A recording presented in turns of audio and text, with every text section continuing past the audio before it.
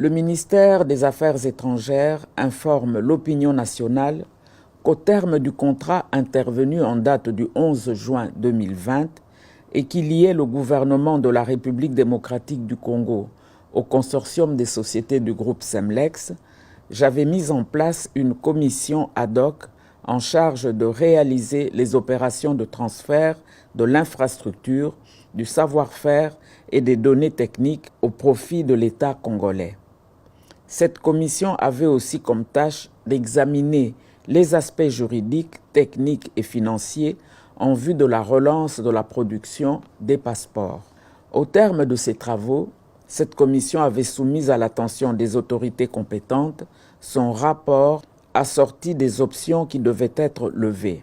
Ces options avaient été principalement présentées à son Excellence Monsieur le Président de la République, chef de l'État, qui avait donné des orientations claires dans le sens de privilégier la continuité du service de délivrance des passeports au peuple congolais, et cela à un coût réduit.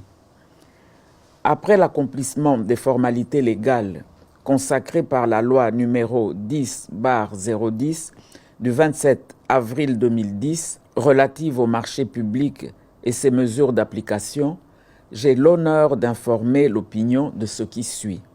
1.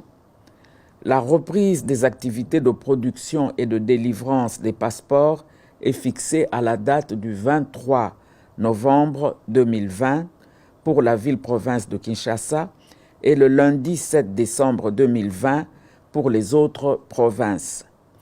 En ce qui concerne les sites distants au niveau de nos représentations diplomatiques et postes consulaires, les opérations débuteront le lundi 21 décembre 2020, une fois que toutes les dispositions seront finalisées.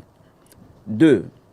Le coût du passeport revient à l'équivalent en francs congolais de 99 $ américains, payables dans les banques qui seront désignées au pays et à l'étranger en ce qui concerne nos chancelleries.